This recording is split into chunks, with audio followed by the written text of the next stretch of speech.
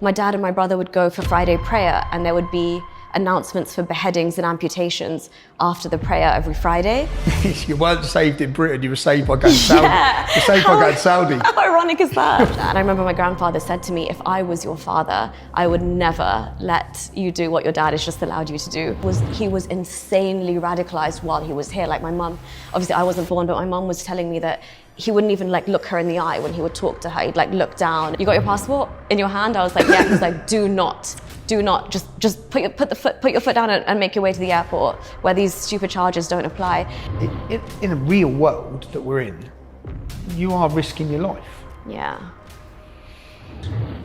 It's disgustingly oppressive towards women, and it's so vague that it will allow for, it's all encompassing. Like it's a catch-all for women. You're oppressed, there's no way out, and all of these things, like what was put on me, is justified, very much so by the guy himself. Information covered up, censorship, corruption. The mainstream media have proven itself to be untrustworthy. I'm here to give a platform for debate, for truth, for open discussion.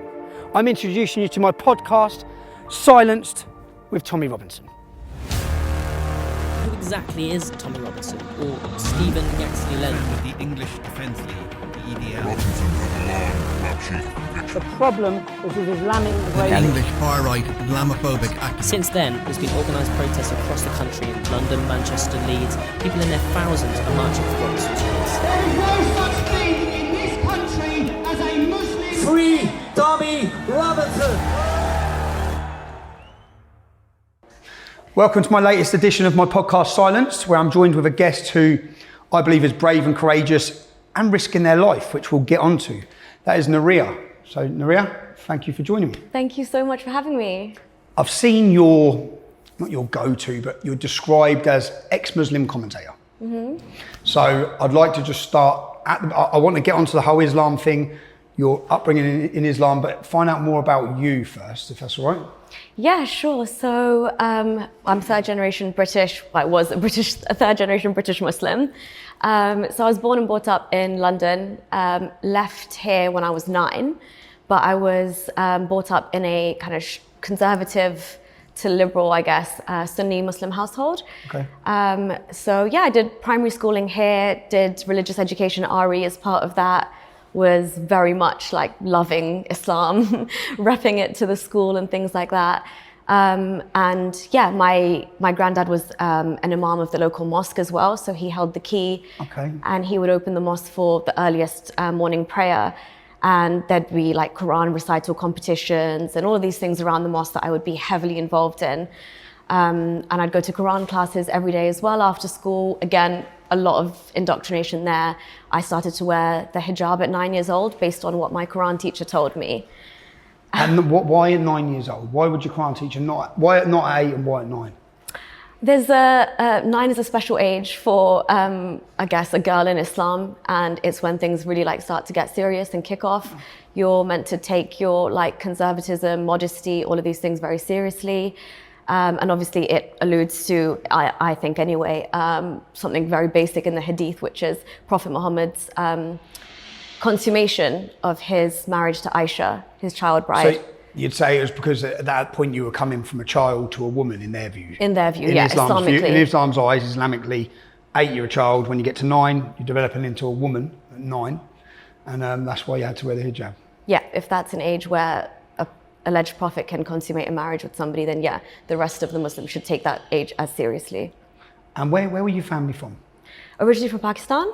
Whereabouts in Pakistan? Lahore. Lahore, okay. Yeah.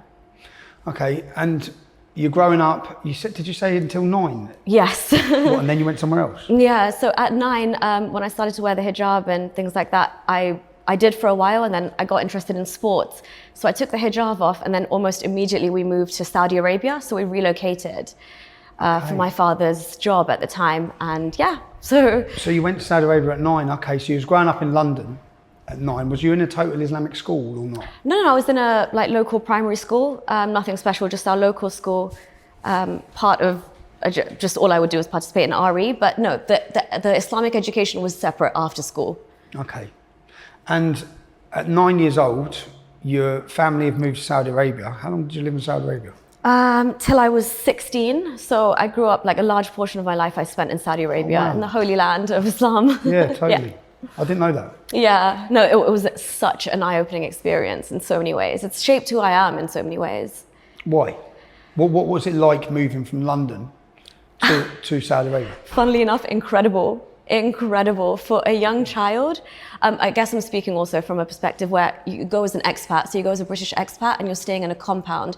This is like, basically, it's a mini America or a mini international, I guess, community within Saudi Arabia. So the rules of Saudi Arabia don't apply Inside in those that walls. compound. Outside of those walls, you have all of, the Wahhabi Saudi Arabia play out in front of you, the call to prayer, the abayas, all of those things. But also, thankfully, because I went to a British international school, it was co-ed. So, gender mixing was normal. We had discos. But again, it was like being in a school in England. But why I say it opened my eyes a lot was because, again, how embedded like Islam was in Saudi. Obviously, they follow the Wahhabi Islam, and at the time that I was there, now this has been watered down a lot, but when I was there, they had the Mutawwa, which is the Islamic police, the religious police, and they would enforce Sharia in daily life. So if my mum was at the supermarket shopping and she was there with her like 2 English friends, they didn't have their head covered, and the Mutawwa would come and say to them, "You're in our country, you need to cover your head." And they even rebuked him like once and said, "We don't believe in Islam and we're not Muslim." And he said, "It doesn't matter, you're in Saudi Arabia, our rules apply." And then they had to, my mom told me, they both put on their headscarf and complied.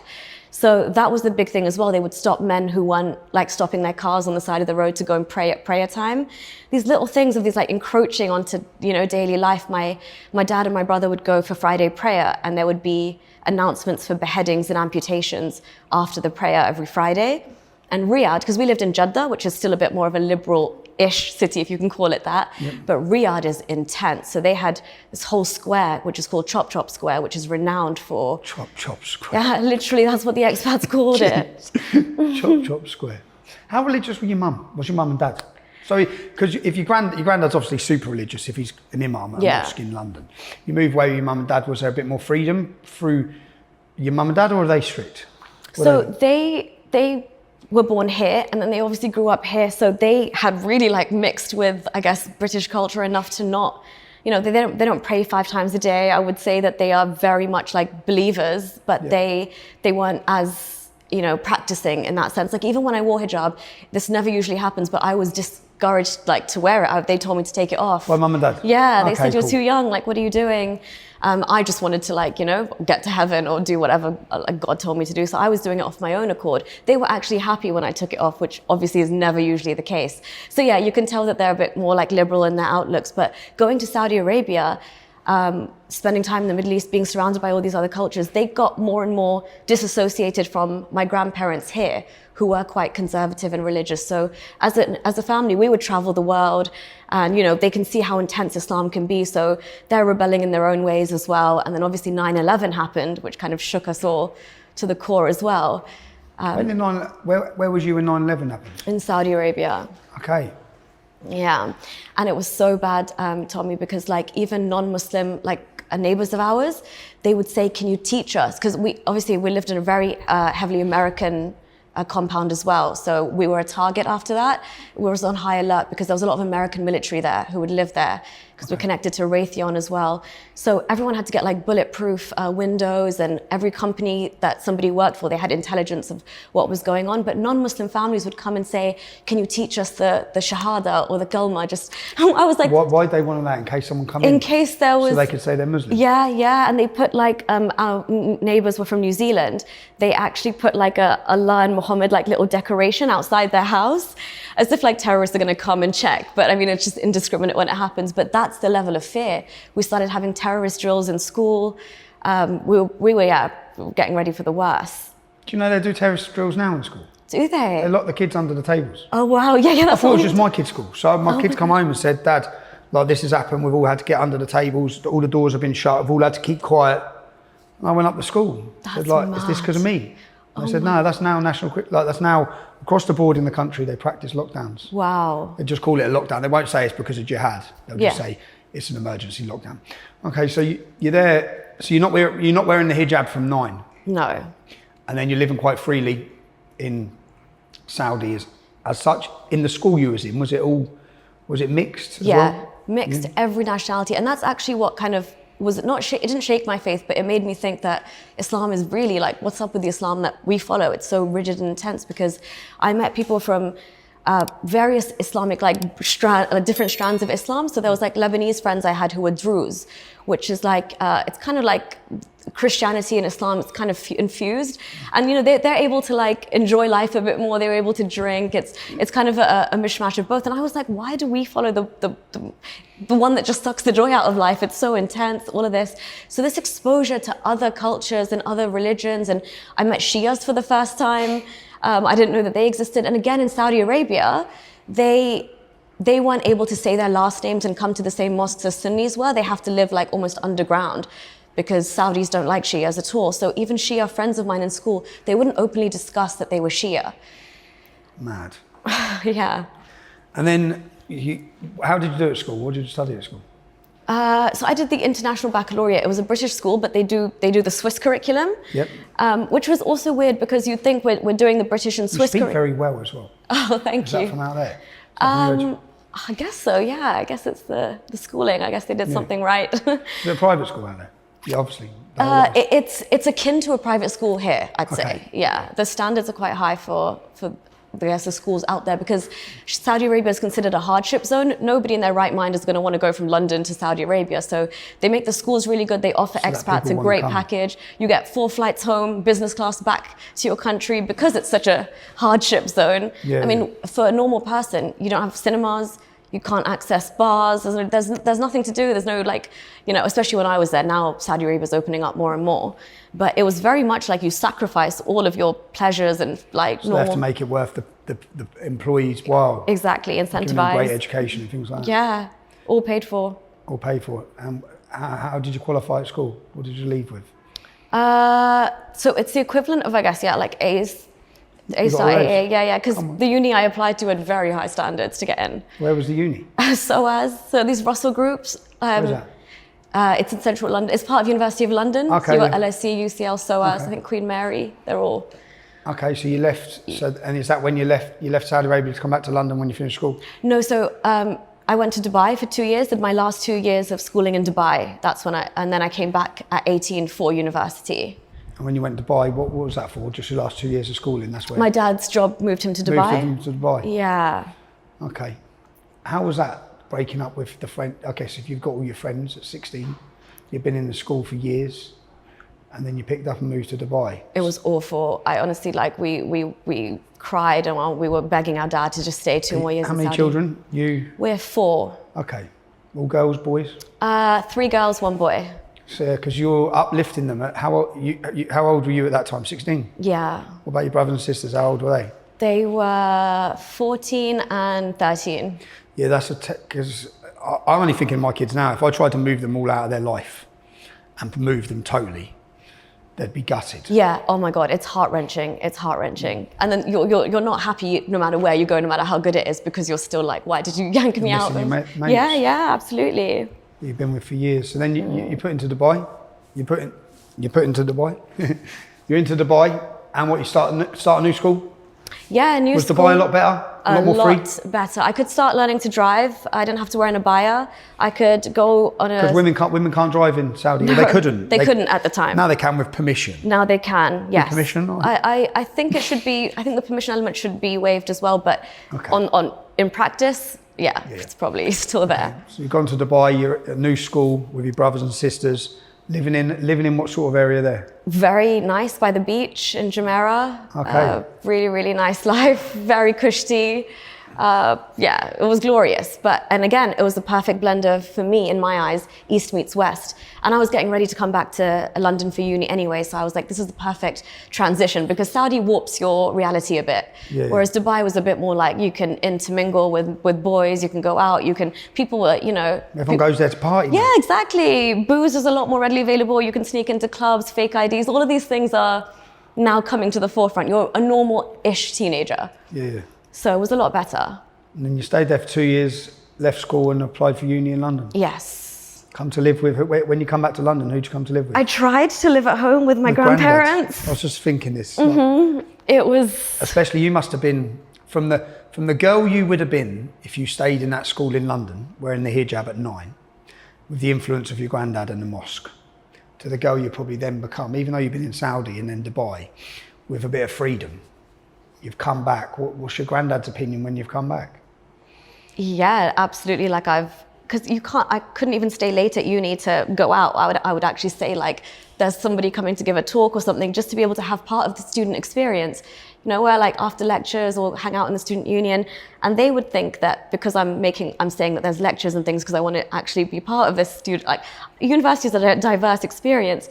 They thought I'd gone off the rails, obviously. Like I couldn't keep up this commuting and coming home late and, you know, trying to live a double life. So eventually I wrote a long-winded email to my dad saying all the reasons that I can't live here and how much the uni experience I'm missing. And he just said, okay. And again, I'm so grateful. They understand, and he actually put me in the thick of it, and I was able to stay in dorms and actually get the full experience for university, because they just think you're a lost cause if you start even giving them thoughts that you're potentially hanging out with boys, or you're drinking, or you're out clubbing, and that is there is no scope for that. And I remember my grandfather said to me, if I was your father, I would never let you do what your dad has just allowed you to do. But I had to live my life, so I went. Just at this time, when you're even Saudi to Dubai, coming home, you still identifying as a Muslim? Yeah, very still much. Still going mosque? No. So I was Do quite women go mosque? Sorry? Do women go mosque? They do, but not as much as men. They go more in like in Ramadan, and you know, some of them go for like I guess in the Pakistani society here anyway, we've got something called a dars, which is not, so instead of going to the mosque like this is what my grandma used to do, all of them in the community, all of the like Muslim women and elders, they would have somebody's house dedicated to all meet up, and then they kind of like talk about hadiths and the Prophet's life and pray and all of that kind of jazz. That's their version of. Fucking awful. But Tommy, just on your point, what you said it's so poignant, because if I hadn't left London, Yep. and I was wearing hijab at 9 and I kept going to that same mosque, which is still there and it's getting even more funding, and I had been under the influence of my grandfather, I would have literally been Shamima Begum.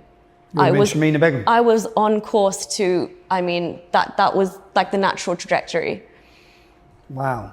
I mean, not 100%, but the possibility is there. The mindset, you'd have been an extreme Muslim follower of Islam, dedicated to the cause.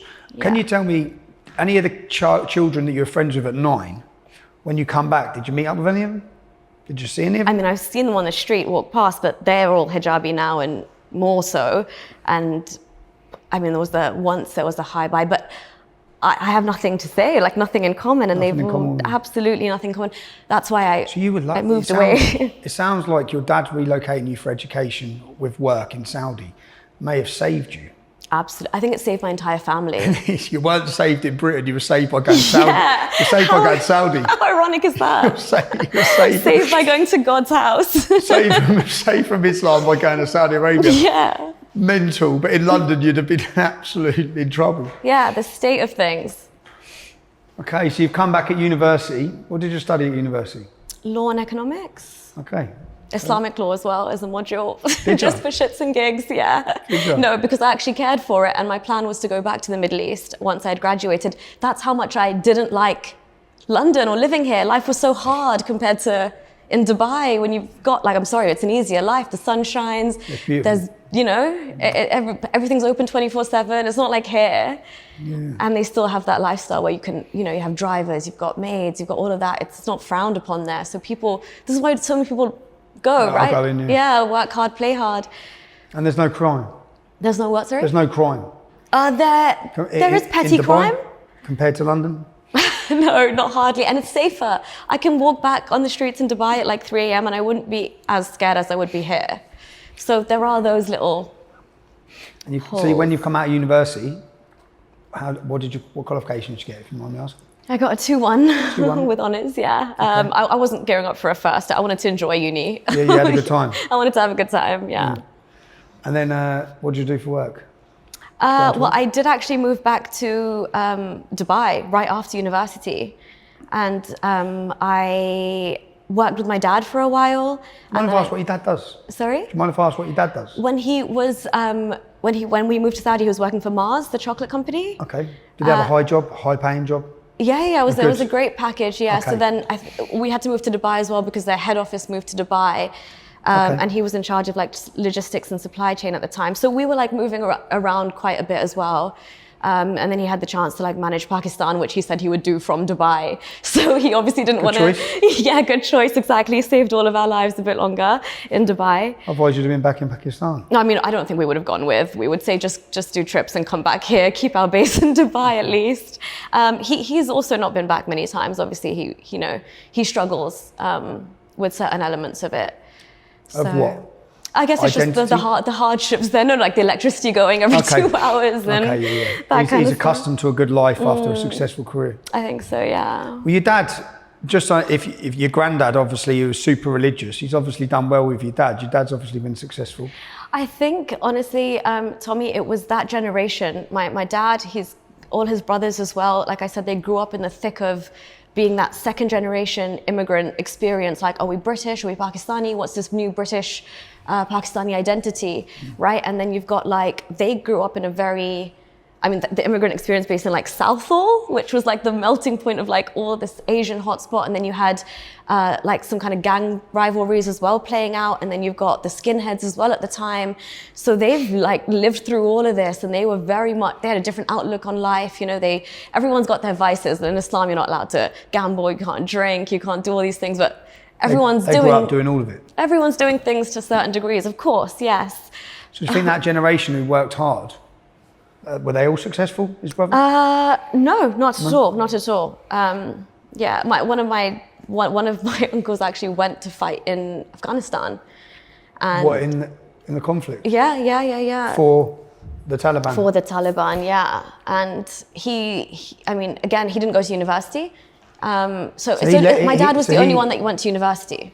So your uncle, how many brothers did your dad have? 3. So your uncle, the son of the Imam in London, when the conflict hit off, is that with Russia in Afghanistan, not with America? No. Okay, when it hit off with Russia. But it was being celebrated for Muslims to go and fight against Afghanistan, fight in Afghanistan. Even for British Muslims, we were supporting it, right, as a country? Yeah.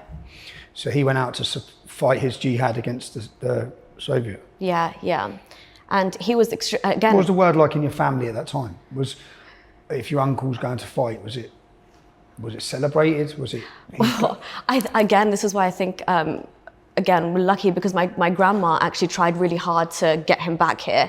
And eventually she did. And she like wrote to someone who went and got him and brought him back to London, like forcefully in a way. Because he was insanely radicalized while he was here. Like my mum, obviously I wasn't born, but my mum was telling me that he wouldn't even like look her in the eye when he would talk to her. He'd like look down and... What year was this? I can't remember what year it was exactly. Roughly. 20 years ago? This is when my dad would have left university. Yeah, about 20...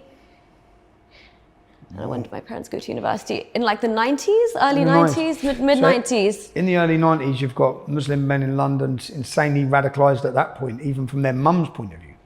Yes. Probably from your granddad's mosque. No, also I think that was separate in a way. That was happening at home. But my dad tells me as well, like when he was at university, and I remember the advice they gave me before I was going to university, and they, again, so strange coming from my parents, but they said, whatever you do, don't join the Islamic Society. And I said, okay, why? Yeah, and my dad was just like, just don't, because like it's just join any society, just don't join that one. Join the Pakistani one if you want, join this, join that. And he had been telling me, like, obviously in the days of Anjum Chaudhry and stuff, they would go to their universities and they would radicalize these young men. They would literally show them like propaganda, like videos of Muslims being killed and then say, answer the call for jihad. And my dad said, I was so close to getting, you're a young lad, you know, testosterone, you're seeing your brothers and sisters being killed. They're riling you up. This was like after you go to the mosque, you read Jummah, the Friday prayer with everybody collectively. Then they come to you, they show you these videos, they talk to you. There's a bunch of men in a room and they're like literally recruiting. And my dad said if I didn't have interest in snooker and some other things in cricket, I would have gone down that path. Yeah, exactly. Do you remember the Stockholm bomber? He went from Luton and blew himself up. He's an Iraqi. So he come to Luton for university and he was a good natured, lovely Muslim guy. Yeah. He come and got radicalised on campus by Al-Mujahideen on campus. Oh my God. Who radicalised him, and he went and blew himself up in Sweden.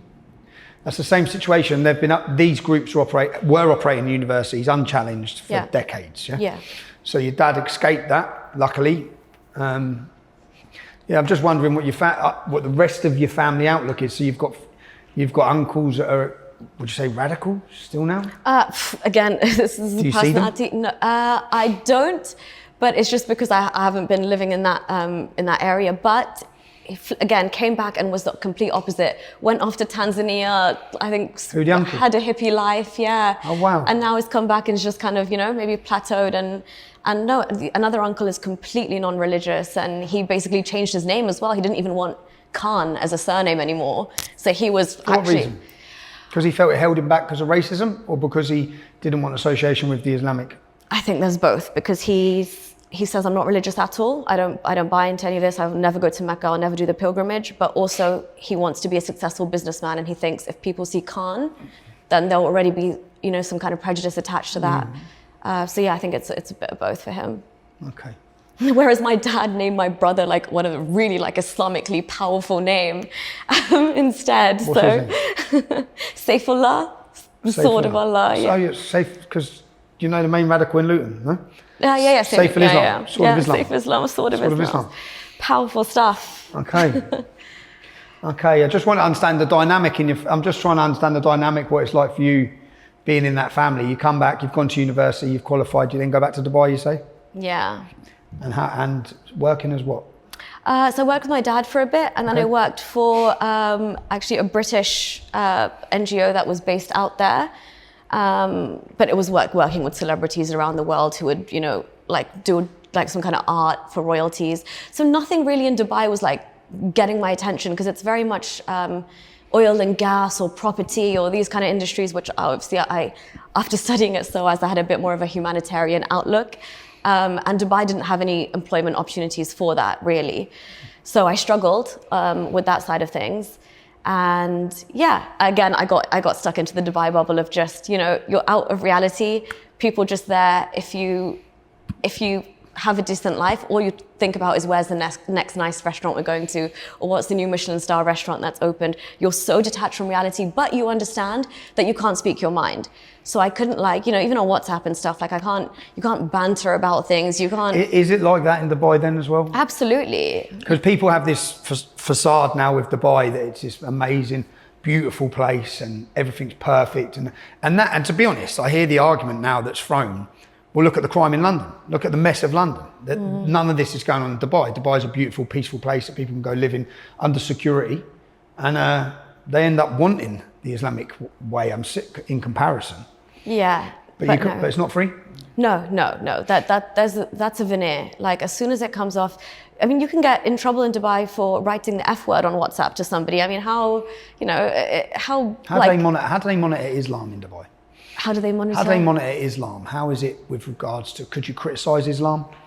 Not publicly. If you were to, you wouldn't be clever if you were to do that on any kind of social, virtual medium at all. I was in Dubai and Qatar when I was leading the English Defence League. I was thinking, what am I doing? I was logging in the computer in the hotel. I was logging in the computer in the hotel when I was in Qatar. I was in Qatar going on the English Defence League Facebook group at the time. You're braver than me. I hope you had VPN. Man. I went to Dubai 3 times. Oh my God. I was at Jumeirah Beach. Yeah. It's a nice beach, isn't it? Yeah, it's beautiful, man. Yeah. It was beautiful. Was I there when Madeline, I can remember I was in that hotel when Madeline McCann got went missing. Oh my God. I remember it, yeah. But, okay, so you're struggling with a purpose, are you, in Dubai? Yeah. At that time? Yeah, I was. So I was traveling a lot, and then obviously my parents again were moving to Malaysia. So with work again? With work again, yeah. Brother and sister have to go there and all? Were any of them young enough to get dragged along? Brother and sister were at uni, but the little one had to go with. Yeah, man. So yeah, I know. She's like, every time they say, oh, we need to talk, she's like, don't. I know what it is. Man. Where are we going now? But again, it shaped her amazingly, because I can actually, she can go and kind of adapt to any culture and any people. Yeah. And she's free? She's free, yeah, absolutely. Okay. So you're struggling. Did you come back to London? Did you? No, so actually this is I guess in hindsight, it's great what happened, but this was a low point in my life because my parents didn't want me to stay in Dubai and not be married because... How old was you? 21, 22? How old are you now? 32. Okay, well. Yeah, so they didn't want me to stay there unmarried because it's not right, and a girl can't be out and dating and all this. It's not part of our culture or religion. So they said either come to Malaysia or you need to do a nikah, which is like an Islamic marriage, with this guy that I'd just been introduced to and we were seeing. So who was the guy? Who introduced you to him? One of my old high school friends. Okay, so you'd been seeing him anyway? Yeah, but... Yourself, so you chose him? Yeah. It wasn't... You're dating some dude? Yeah. Where's he from? He was originally from Pakistan, but he was born and brought up in Dubai. Okay. So, so then they wanted me to do an Islamic marriage, which obviously I didn't really want to do, but then I thought that's the only way that even if I was to go to Malaysia, like that I can have visits back to Dubai or whatever, I can still travel.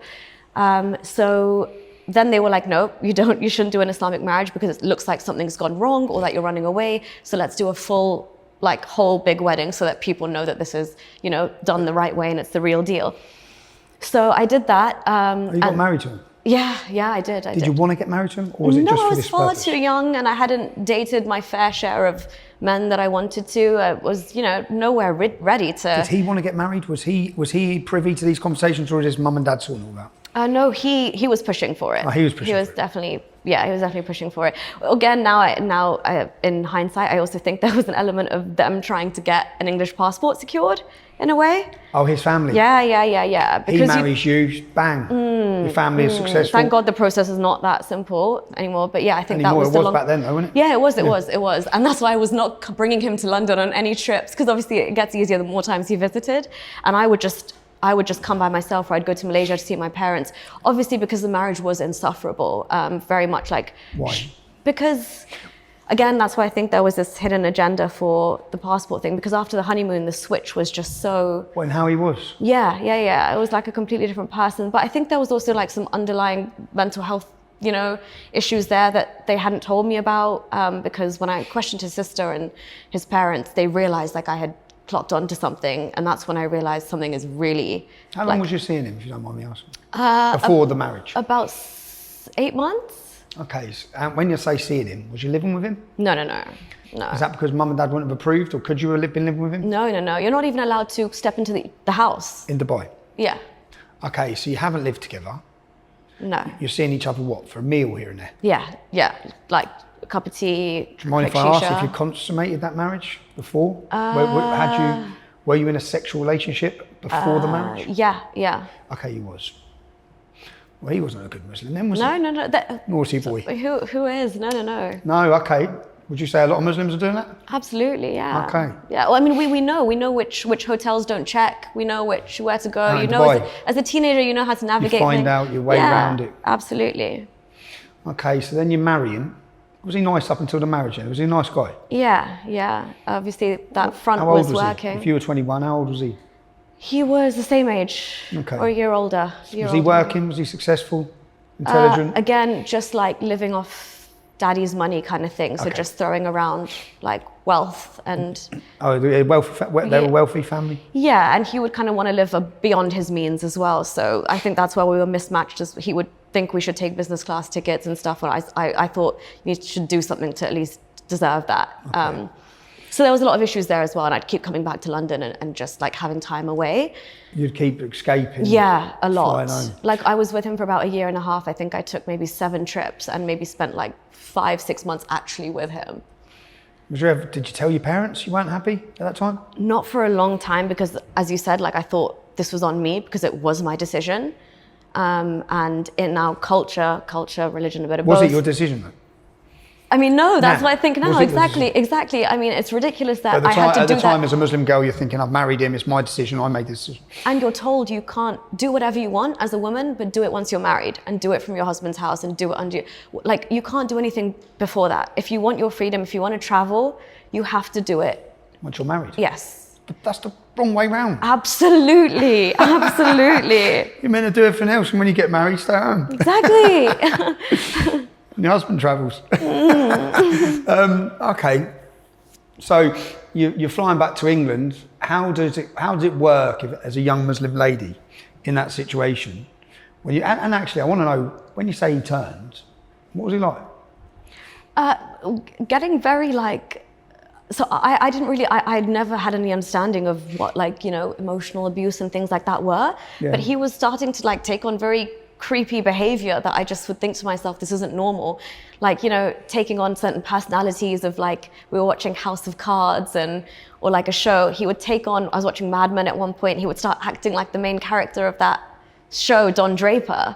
And when we go out to eat, he would order a drink in the way that Don Draper would order the drink. And I was like, what is wrong with this man? Sounds pretty funny. I know. Maybe and then, he was just having a bit of banter. No. But then Tommy once, when I was literally asleep and he was watching the OJ trial and he like hovered over my bed with some whiskey and he's like, this is a great like documentary, you should watch this. And then he put the glove on. Oh no, I was like, I literally was like one code away from telling my friend to like get me out of here because You felt intimidated. So I know we can laugh, but it sounds quite funny. But in hindsight, for you, was it an intimidating behaviour? It was tripping me out. I was like, what is going on? And then I just started to feel really, really like just on edge. And like when his car would approach, I just wanted to like, I'd go out to walk the dog and I'd go out for a very long time just to be out in public.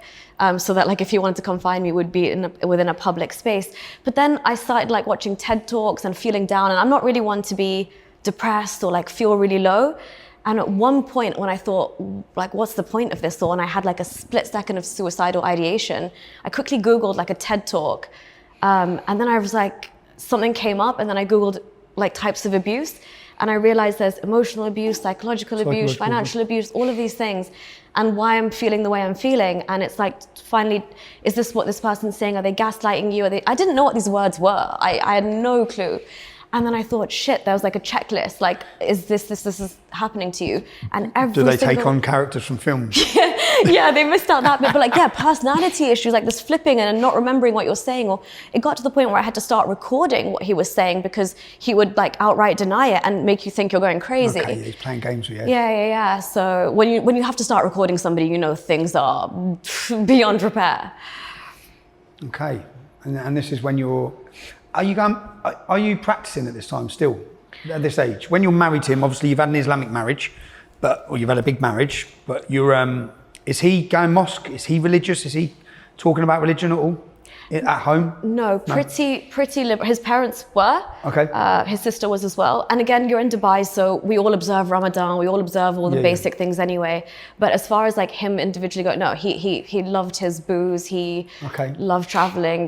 The whole shebang. There was nothing really. But like belief-wise, I still believed in Allah, in Islam, and all of that jazz. And so did he. How did you make the decision to leave him? I think the decision was more made for me when my dad was coming back on business one day and I hadn't said anything, but there were a couple of people I had confided in and my best friend just took the initiative because she called up. I think my dad was weirded out that I wasn't answering his calls because I had planned to leave, but I had to try and get like my money, get my jewelry, get all my possessions that I wanted to take with me because obviously I didn't want him to know that I was leaving. So I had planned my escape and I didn't even want to tell my dad. I just said to my dad, I'll meet you for lunch tomorrow. If shit's bad, if he's just going to come home, you're gone. I know, but I would like... I mean, the level of where you're at is, I need out of here. Yeah. Again, though, I wasn't planning to do it that night. No? So I had a plan in place and I thought I was just going to go and see my dad. But my dad, I got the inkling that something was off. And then he was like, Nuriyah's not answering my calls. And I think my best friend explained to him what was happening. And he said, tell her to just get her passport and leave now. And my friend just came and picked me up and yeah, we got out of there. And then obviously my dad was like, why didn't you tell me? Yeah, why didn't you tell me? Shame, culture, honor, guilt. Again, I'm the You first felt that because person... as a Muslim woman, they're not meant to have a divorce? Yeah, it's the last resort. You're taught to be patient, you're taught to make it work, deal with whatever cards you're dealt. So like I pushed him to maybe go get therapy when I realized like, if that's no way going to work, and whatever condition he might have, it's like a long-term thing, and I'm not living my life dealing with this. But yeah, it's I am the first woman in my family to get divorced, even in like my immediate family. So I just felt like, yeah, there was that. You're lucky you didn't have children. I know. Even the Did he push you for children? No, actually, because he had just realized what traveling meant. Because again, So with he's the loving his passport that jolly he up. held, he couldn't really travel the world. But then when he was traveling with me, I showed him all of Europe, and I showed him a lot of the world, and he was on that hype. Okay. Okay, so you've got divorced. You've run off, have you? So you've left home and gone where? I just went back to my parents' house in Dubai. Dubai? Yeah, and I got a job, and I actually got a job that I really, really enjoyed. So I was really living a nice life. What was the job doing?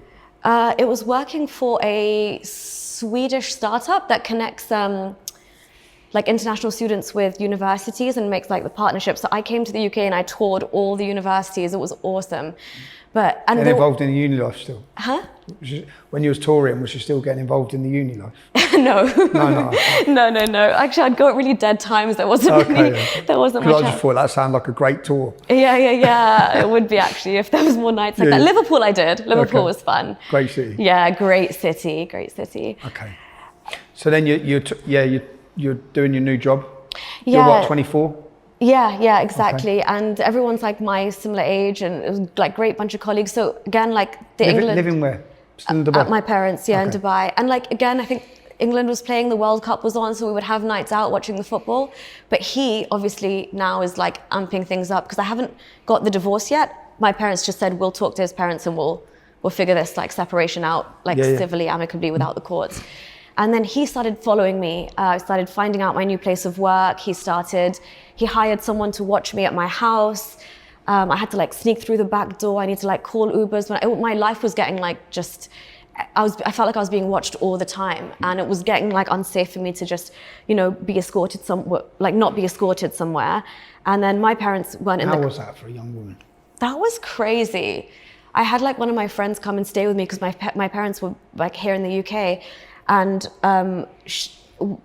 he would send things to my house, like really intimidating, weird things, like either like delivery drivers with like really weird notes attached with some food, or like, in Islam, they use black magic, and they kind of like think that because I've left, there's something wrong with me, or that they can use black magic to bring me back. Sometimes I would wake up and there would be like just absolute shit just chucked outside my villa. And like, I would like, some people who would believe it would be like, don't step on it, like walk around it. But I'm like just trying to go to work and I'm dealing with all of this. And I went to the police in Dubai over and over again. And I said, this is a situation. He's literally watching my room window. He's following me to work. He's sending me flowers and gifts up to my office. Like, again, creating such a scene. And the police officer said, okay, install a camera. The next time he comes and does something, we'll catch it. So I installed cameras, did everything. Again, footage very sketchy because sometimes I don't know how he would like come from the back and leave something else somewhere else, or he would get someone else to do it. And then I realized the police aren't really doing anything. They don't care. And then I went over and over again to like say I need to collect the rest of my stuff from my house, like some of my belongings that his family have kept onto. And again, they flipped that, and then he said that I was guilty of theft. So they put a theft charge on me for me wanting to go and collect my belongings. And I was like, why is the police twisting everything this way? And obviously he had like paid them and he was there every day. Would he need to pay them, or would it just be that he's the man, you're the woman, you're in an Islamic country? There is that element, but he was hanging around this police station and making sure because he was making sure that my life would be made hell anyway. But then it got really bad. Like when the police started asking me for my passport for these like charges, I don't need to hand over my passport. But when they realized like I'm actually going to go ahead and get a divorce because screw this amicable stuff, the Dubai police called me and said that there is a charge against me for disobeying my husband, which is called Ta'a Zawjiyya in Arabic, which is a Sharia law, and I need to return to his house. Otherwise, they will arrest me forcibly and take me back home, and I can't leave without his permission. That's in Dubai. Just for all you fuckers who keep bigging the place up. Yeah? That's in Dubai. That's in Dubai. Yeah? For the great place of Dubai. It winds me up how I see people big up how it is when I still know what's going on there in certain aspects to women. Yeah. In lots of issues. Okay, and they've I'm guessing you run. I ran back to my house and I was like, Mom, Dad, this is what's up. And they were like, no way. And I was like, yeah, I thought no way as well, but it is possible in this country. And my dad's like, there is no way any judge or anyone or any court of law could send you back there. Sharia court Not can. on my. And that's exactly what I said. I said, apparently, Dad, you know that Sharia religion, law can. That religion we follow. apparently it's fucked. Source says this. Exactly. And where does that come from? The Quranic verse about Quranic? if you merely fear disobedience, obviously me leaving him and leaving the house is mad disobedience. So yeah, that was put on me, and I was like, shoot, now things are very, very serious. So this, I stayed like away as much as I could. How long is this going on? From you leaving him to not getting divorced? How long is the period of leaving him to divorce? This is a good year and a half. Oh, wow. Good year and a half. Okay. And Ramadan came along and he would stall the process. And I would keep saying, so I was just buying time. Every time they would call me, I would say, I'll come with my passport. I'll come. And I just kept like, my lawyer's trying to do her stuff at the same time. And also I would make use of their laws. In Dubai, a policeman can't take you to the police station after, I think it's 6 p.m. Without a female escort or something like that. So Okay. I would refuse. They came to my house to try and get me. And I said, I'm sorry, my dad's not here. And he's my mahram in Islam. He's like your guardian. Yeah. You can't take me to the police station. There's not a woman. They got 4 men to come and take me to charge me with adultery or something. And I said, there's no woman here, so I can't come. Again, I saved myself from that situation. I'm glad we're talking about this because I'm totally getting onto your mindset of leaving Islam. So you're awaiting arrest. What happens? How does that end? So I was about to give in. I was ready to cave. I parked outside the police station. When you say give in, go to the police station and get forcefully taken to this lunatic. Yeah, I say, well, at least here's my passport. What do you want? Yeah, okay. Yeah. So I was just about to go. My lawyer was in there, and I'm deflated at this point. I've had months and months of harassment. All these men being This must sick. have ruined your couple of years of your life. Yeah, absolutely. A great job, I was on like high alert. I probably aged 10 years in that time, but again, just sitting in this police station with all these like UAE policemen. Also, I was respectful. I wore a abaya. I hid any tattoos that I had. I was, they were just misogynistic, horrible, flirting, not writing down what I'm saying, but just very, very weird way of thinking that, like, why do you want a divorce though? Okay, who will you marry after? I'm like, what are you saying? Well, I'm single. Yeah, literally the state of the police. So anyway, Tommy, last ditch attempt. I make a call to the emergency number for British expats in Dubai. It was my last hope because I know in Dubai if you hand over your passport, your number, they don't know. And I needed like at least the British consulate or someone to know, hey, this is where they've taken Nuriyah, this is what they've done, or this is what they're charging her with. Like someone should be aware. So I called and this guy answered and I just gave him like a 30-second rundown. Get your ass here. I'm like, yeah, he literally said, you got your passport in your hand? I was like, yeah. He's like, do not, just put your foot down and make your way to the airport where these stupid charges don't apply. And my lawyer at the very same time ran in and she's like, get out of here. They're trying to charge you with the highest level of things. And like, they're going to make your life miserable. She's like, forget the divorce. That's the first time I heard her say, because she was trying to fight for me and say, we'll get you divorced. That's the first time I heard her say, forget the divorce. Just get out of here. Get out of here, yeah. God, so you had to flee Dubai. Went to the airport and flew back to UK? Actually, thank God, one of my colleagues was booked a flight and she was so clever. She's like, I'm not going to send you via Muscat in Oman because even they might return you. Because Dubai was going to put a travel ban on me because I hadn't given my passport to the police. So every time I went through the airport, like with my Emirates ID, I was like so scared when the alarm would go off. Waiting, yeah. Yeah, and then I got on the flight to Baku. So came Where's by Baku? Azerbaijan. Okay. Oh my God, Tommy, like it was so, when I got to the airport, when they scanned my passport, the alarm went off. Yeah. And I was like, that's it. The police are gonna come get me. And put you back. Yeah, and then the woman was like, I was like, what's wrong? Can I get on the plane? At least that's like more international territory. And she was like, oh, I'm sorry. And then I was like, what? And she's like, is it okay if you get moved to the front of the plane? And I was like, shoot, they're gonna come get me because they won't make a scene. They can arrest me from the front. And I was like, yeah, I was so just wanting to get on the plane and get off Dubai airport territory. I was like, yeah, sure, put me in the front. Got in the front and realized I'd been upgraded to business class. She put a white cloth on me, gave me some champagne. And my mom's like, are the wheels off the runway? Are the wheels off the runway? And a glass of champagne, mum. Bye, Dubai. Fuck him. Peace out. What?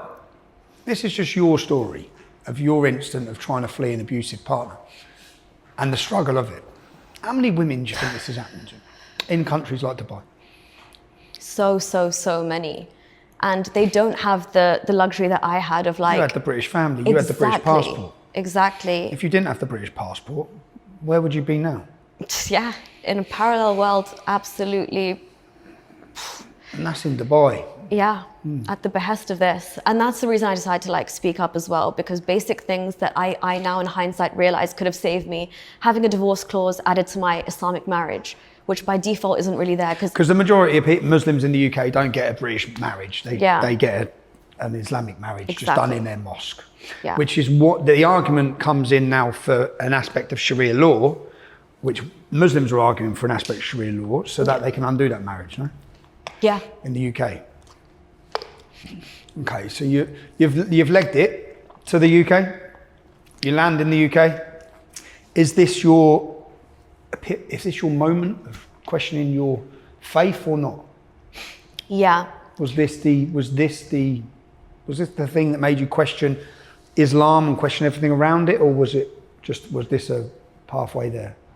So I came back, processed everything that I had just been through. Where did you stay when you come back? With my grandparents. With your granddad? Yeah. Local imam? Yeah. What did he say? What was his opinion of you legging it from your husband? They were, I think my dad had given them a talk to say, listen, she's gone through some stuff. Just whatever you think and whatever, just don't put it on her right now. Just leave her alone. And I think that's what they gave me enough space to just kind of think and heal and whatever. So I was writing, I got therapy, amazing therapy. Did you have to leave? You've left your job then? You've left your life? The job was, they were so nice, the company I was working for in Dubai, they would see me leave work and go to court and put an abaya on and come back stressed. They would see me go through this. My manager was like, when I flew to London, he was like, do what you got to do for your safety. It's not a problem. And they were so flexible, and I really do appreciate. Western company. Yeah, of course, yeah. Okay. But then I started writing, and I was like trying to understand what had happened to me, and then I thought, how do I tell my story, like what's happened, and how can I? How old are you at this point? 25, 20, okay, 20. 6 years ago. Yeah. So I was like, how am I going to defend this, especially here? Like when I tell people what happened, they'll be like, oh, that's what happens in Muslim countries, to women. And I was trying to make sense of how they've used something that they can consider Islamic against me, because I thought maybe this is just men abusing their power, because I was still a believer deep down. I thought this is just men being, on a power trip. And then obviously, finally, I had access to a free internet. I didn't need to use VPN. I could access Islamic sources. I started thinking, how do I defend Sharia against me? And I thought, if this is God's law, surely it's come from the Quran itself, because I'd studied Islamic law at university, so I knew Sharia was derived from the Quran itself. And so I thought, let me read again, I'd studied law, right? So I was like, let me read how they could take that from the Quran and put that law on me. And then it was the first time, Tommy, I actually read the Quran in English as an adult. Not in just like to be mystified, but to be like, from like a critical mind. So what's God saying? What the hell is God ordering? And as soon as I read it, I was like, oh, I get it. Even I could do that to me using that verse. Of course, it makes sense. What did you realise then? How the law was there to be manipulated, or how the Islamic law was just oppressive on women? Which was, as you're understanding this? It's disgustingly oppressive towards women, and it's so vague that it will allow for, it's all encompassing. Like it's a catch-all for women. You're oppressed, there's no way out, and all of these things, like what was put on me, is justified very much so by the guy himself. Because the Quran is Sharia's divine law, right? So it comes from that, and then I looked into discussions about what was specifically on me, da'a zawjiyya, like disobedience of the wife, where it comes from. And in Egypt and Tunisia, they've had these discussions, like when there's like an Islamic ruling. Scholarly discussions. Yeah, like ijma and a consensus on what disobedience means and entails. So this was quite... What does it mean? Anything? Literally basically. Answering back, not looking at you properly, anything. Anything. So anything covers disobedience and you must be punished. And remember, it's merely fear. It doesn't even have, the act doesn't even have to have taken place. He has a fear of disobedience. Yeah, So you might disobey him. Yeah, and so you could then be paranoid. he has the legitimate... Yeah. Oh, he's paranoid. He's got a feeling you might disobey him. That's enough. You're 25, 26. You've grown up as a Muslim. You've practiced Islam. You've previously worn the hijab. Your parents, granddad runs a mosque. And here you are now questioning everything. Yeah. How's that? As in, for you, when you're looking at this and you're thinking you disagree with it strongly, that must be a bit of you've lived 25 years of a lie. That's exactly it. How yeah. do you want to accept it? Yeah. Well, so after that, to try and save it, you know, like the last ditch attempts to be like, surely, like there is something that will Justify, make this redundant somehow or balance out. Yeah. So I was like, okay, if this is Allah, which is ridiculous, Allah can't mess up. But if this was Allah messing up or giving the room for this to happen in the Quran, surely Muhammad maybe must have come and, you know, just fix this up a little bit to save women or protect women a bit more. And then I went to the Hadith, and I like you were saying, I was flabbergasted. I felt sick. I was shocked. I felt betrayed, I felt lied to, and I was in my other grandma's house, and in front of me there was an Allah sign and a Muhammad sign, and I just remember like looking up and thinking, this will never, ever be the same. And then automatically you feel like you're in the Truman Show because everyone around you is immersed in this, and you've realized what this could be. So I remember for the first time searching, is Islam the truth on the internet? And then I woke up to this world of like, ex-Muslims in North America, Council of Ex-Muslims Britain, there's people speaking out. But the only time I'd ever heard of somebody leave Islam was at university, outside my Islamic law module, when this guy said to me, I was Muslim, but I left. And I thought he was crazy. I literally was like, what's wrong with you? Who leaves? And I'd never come across that again. I couldn't even convey that fathom the fact that you could leave. I didn't think that was an option. It's not an option. It's not an option, technically, yeah. That's true. It's absolutely not, yeah. How much of us, because look, I'm just thinking of you here personally. You've fled Dubai, you've left your job, you've left your husband, and here you are now leaving your religion. As a young woman, how alone did you feel? It's quite isolating, like within a family dynamic especially, because when you leave Islam, everything, like a lot crumbles with it, right? So a lot of like your predisposed notions towards like people that Islam tells you to hate, for example, that you naturally didn't really feel hate for, but you held on to some hate because Islam told you to. So all of these things are dropping away, which means your worldview is changing, your moral compass is changing, but everybody around you is still very much, you know, in this bubble, and you feel like a walking zombie amongst them. But thankfully, that's where like Twitter at the time came in very, very handy, because I realized there were people out there saying their piece, and YouTube videos saved my life, because I was like, I'm not alone, and I'm not crazy. Because in that moment you think, am I the only one that realized Islam is absolute sham? It's a con. And he's been conning people for 1400 years, but people spend their lives dedicated, they live and die within this con. That's wild to me. And am I the only person that's like stepped outside of the matrix? You do feel that for a while. And I think that's why it's so important to like know that there's ex-Muslims out there. This is a thing, we exist. It's not crazy to have these thoughts, and there's a community. Do you mind if I ask, at that time, were there any pivotal ex-Muslims that you listened to? Was there any pivotal YouTubers that you were listening to that helped you? So for me, because I was so adamant and living in the Middle East, I knew that like, if I leave Islam, I'm not gonna, this is so bad again, because this is what Islam says, Arabic, and you should speak Arabic and all of that. I only gave credence to Arabic speaking YouTubers who were talking about Islam. So I listened to Sharif Gabber, who's an Egyptian ex-Muslim, still in Egypt, I believe, in a precarious situation. And I listened to the Masked Arab, who has like videos of how jihad and ISIS and all these things come directly from the scripture. That was enough for me. I don't know why, I just needed that reassurance that an Arabic speaker is also saying what I'm saying. He gets it, yeah. If he gets it, then I'm not crazy. He's not misinterpreting the Quran. Exactly. But then obviously, and then Apostate Prophet, Haris Sultan, all of these people who were like, you know, crucial in being like, I guess some of the most prominent voices out there first to be like, it's okay. And tackling like the strong ones, like tackling the Muhammad hijabs, Ali Dawa, Pakistani Muslims who are insanely fanatical. So I guess there was enough like power in numbers. How do you sit your dad down and tell him, or your granddad? My granddad, I don't, thankfully. So I don't have to, he's got dementia now. Okay. My father, I did not plan to tell him.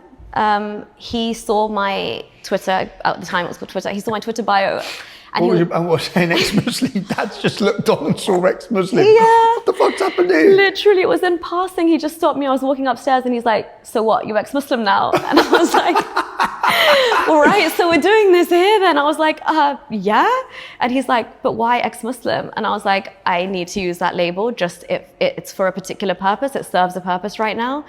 And you might not like it, but I must use it. And then... Why? Did you try and say, give him an excuse for why you're using it? Yeah. Or did you just outright say, I've left, it's bullshit?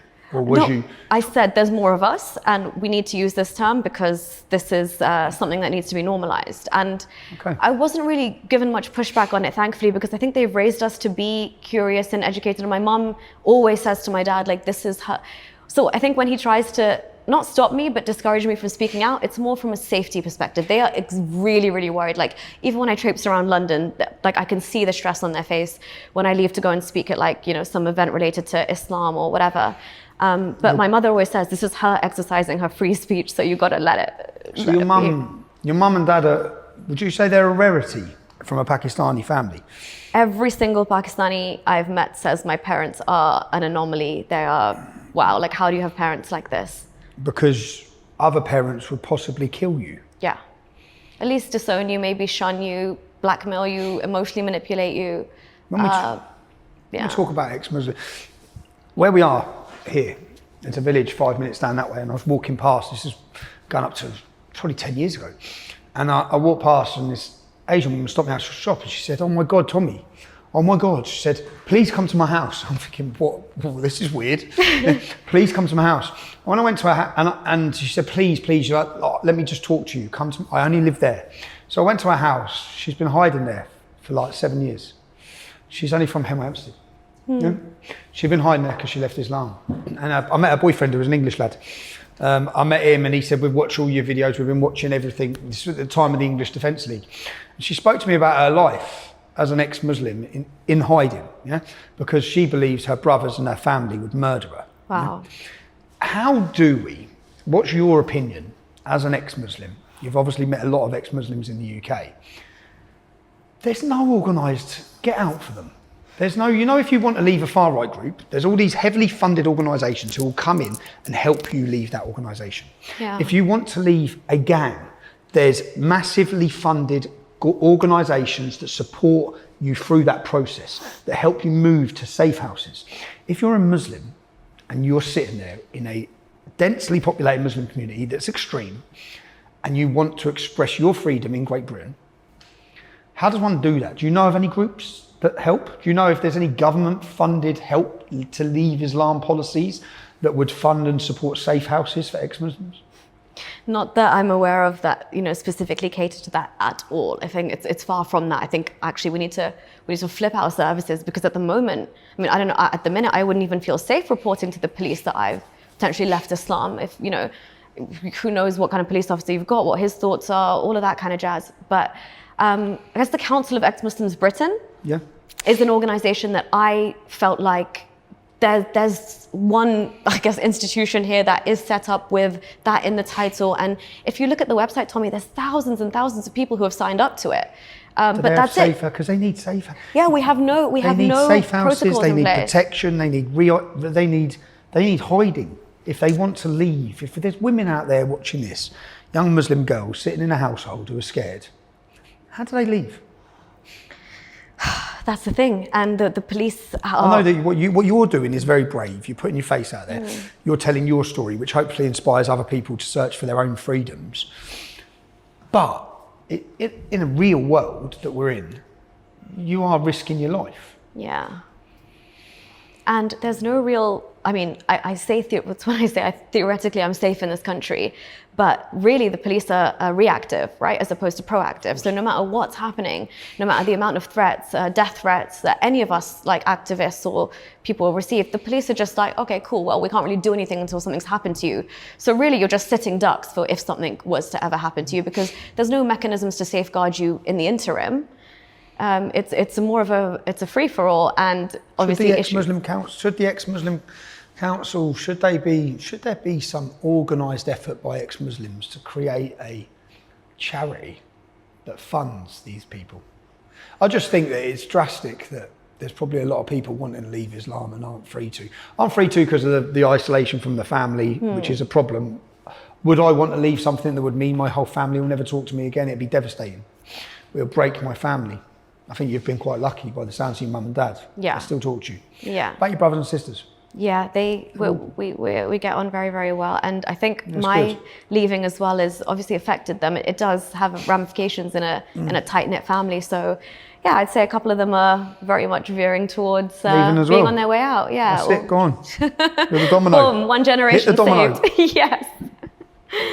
Hit that domino. Okay, now that's one thing. I think that as ex-Muslims, there must be, someone has to create some sort of network of safety houses and of funding that helps people in Britain have freedom. Yeah, and I think if the government recognised The this... government should. Yeah. This is a government issue. This Yeah. is a government issue from ladies like yourself. They should be supportive because how many have been killed? I don't know if you read the story yesterday, just in Sweden, the young girl who was pregnant. Did you read it? No. No, her Somali boyfriend just strangled her to death through honour because she wasn't a Muslim. But I've always spoke about Muslims attacking non-Muslim women. Yeah? There was a girl, I hope you don't mind me naming her, will I name her? But there's a girl who was going out with a Pakistani in Luton, a white girl. She ended up living with him in his house. She used to wear the full niqab, yeah? Beautiful girl as well. She used to wear the full niqab. She ended up getting about 8 years for heroin. They all did. And when Lee Rigby got killed, she contacted me and said, Tom, yeah, we're yaks, yeah, because I've grown up with her. She said, I need to speak out. I said, okay. And I went to meet her and she wanted to speak out for the Pakistani women. She said, what you don't get, yaks, you see in every house, there's a woman there with no passport. Yeah? So she was telling me the story of Luton. Like she was his wife, Yeah. my friend, the girl I know, yeah? She's gone on to have a great life now, yeah? But the best thing that happened was getting done for heroin, madly. But she was, he used to batter her in one room and then walk in and beat the Pakistani woman. The difference is the Pakistani woman didn't have a passport, couldn't speak English. Yeah. So he told the story, she told me the story of how many women are in these houses in towns like Luton who are Muslim girls, brought up as Muslim and stuck in this country and stuck in a life of slavery, who there's no help for. Would you, in your knowledge, growing up, probably you've been abroad, but are you in any knowledge that there's Muslim women being treated in this way in the UK that don't have a get out for help either because of the honour, because of the danger? Yeah, absolutely. I actually work in the DV sector. So You work in what? The domestic violence sector. Okay. And the amount of, as you were saying, cases which come in for obviously domestic abuse, but the overlap with the amount of referrals I do to the NRM, the National Referral Mechanism for Modern Slavery, is insane because some of these women, again, they actually want to bring them from Pakistan itself because they know that they're not going to be able to get by here. So some of these women I speak to have been here for 1.5 years. Tommy, they've been sleeping in like what you would call like a little storage room. Okay, literally brought here to be for domestic servitude. There's no marriage, there's no love, there's none of that involved. They don't even. I'd ask these women sometimes, like where, especially if they call us when the perpetrator's out, so they're trying to plan an escape, and just little things like, can you get to the nearest police station? Can you get to your nearest bus stop? You take the 85 bus to here. They don't know how to read the signs or how to, do anything, and some of them are completely fall through the cracks. It's only the ones that get spotted or seen, or they've got a friend that takes control and calls a number or something that we're able to help them. But yeah, this is happening across the board. What we're talking about here is the women, from your experience in the domestic abuse, are we talking about Muslim households? Absolutely, yes, Okay. yes. And especially situations when the man has quoted the Quran while beating her. And you would think that that's enough for the woman to, once she's left him, question the religion. But a lot of the ones I work with tend to go more religious and think that that's just a him problem. Why do you think that is? Sorry? Why do you think that is? I think it's what, like the need for Islam, and that need for hope, especially after what they've been through. They, again, and I don't nobody reads it with the mind to be put off. So if a man is quoting that, he's literally verbatim quoting the Quran to you while he's beating you. In my mind, how would you stay after that? But the way that they twist and turn it or make excuses for it, it's because the power of faith is insane. You say the power of faith there, and is it a real thing that I take from this is you were 25, 26, you're very educated, you're a smart lady. Your granddad was an imam, but at the age of 26, you had no idea what Islam was. Yeah. How many Muslims are there? Because I sit down, my mates, two Afghani boys I went to school with, I remember sitting down next to him and I was in Luton Court and he sat down and he goes, Yaks, I don't think it's as bad as what you say. I said, you don't think, but what do you know? Like, seriously, what do you know? Yeah, He said, I don't know anything, Prof. I don't know anything. I said, but you're willing to defend it. Like, I find it mad, yeah? So in your experience, you've got to 26, as I said, you're a very intelligent girl. Your granddad's an imam, you've lived in Saudi, but you had no knowledge, true knowledge of the agenda, shall I say, of Islam. How many other Muslims are there out there, do you think, in this country especially, who are blindly defending something they have little knowledge about? How many? Because most people think, well, they know everything about their religion because they're Muslim. You got 26, didn't know really much. Yeah. And you're from a very strong conservative background. So how many Muslims out there, in your opinion, do you think are just defending this without the knowledge of what it is? So many, Tommy. I would say everyone that probably calls themselves a moderate or liberal, they probably don't, unless you're calling yourself liberal because you consciously decided to, want that term because you don't want to be extreme. Moderates genuinely, I would say, don't know. Like, I would say my own family don't know, to be honest, the depths of it. As you said, I did not know. You went down the rabbit hole. Yeah, exactly. And I think that's the case for most people. So you do blindly defend it because even Islam TV and stuff that gets broadcast here on Sky, I've been dealing with it during Ramadan, and I can see how they cherry pick hadiths to show Muslims that, like, just nice little things here and there. You never talk about, what Muhammad's done when he's gone into battle or the other, ills of his personal life, and that's really morally questionable. They never show any of that. And as you said, you're right. I went through the whole system of being brought up as a Muslim, not knowing basic facts of Islam, even how it was spread. By the sword. Yeah. How else is it spread? Just like, can I ask your opinion? You've been around the world, you obviously now studied Islam, have you? You've gone through the life of Muhammad, knowledgeable one. The basic, enough to put me off. Okay. What's your opinion on the migration situation into the UK? Our immigration situation, these men that are travelling here, are they travelling here for safety? Can there, under Islam, be another aspect of immigration, of migration? I've seen some people saying that Muslims are travelling to other countries to spread Islam. Is that a concept in Islam? Yeah, so without fear-mongering, obviously, jihad takes on so many forms. Jihad is like whether you're trying to work your way up in a system within the country that you're in, whether you're doing immigration jihad, whether you're increasing the birth rates of your population, that's also a form of jihad. And I'm honestly not trying to fearmonger, but this is how the Islamic ideology works, that there's jihad on various fronts. I'm sure you're aware, Tommy, people do jihad, using drugs as well. Chemical jihad. Chemical jihad, economic jihad. I spoke about this 2004, man. A Luton gang called the Gambinos who were pumping heroin to non-Muslims. Exactly. It's aimed at non-Muslims and it's about the destruction of the non-Muslims. Yeah. That's chemical jihad. Exactly. So yeah, I'm aware of it. I just want these people who are listening to you, who with your knowledge of and your life experience, because can immigration be jihad? So the reason I say it could is because in the context of Islam, it's Islam versus the non-Islamic world, always, until you have a caliphate or, Can you explain that to people? So House of War, House of God, you're talking about? Yes. Just explain, what is the House of War, what's the House of God, what are the words for it? So Dar al-Islam is the House of Islam, Dar al-Harb is the House of War. Those two are in perpetual, war, loggerheads with each other, because Islam is an ideology which aims for the complete I guess, unification of a Muslim ummah under a caliphate. And the West, the UK, America, Israel, any non-Islamic country is obviously against that happening.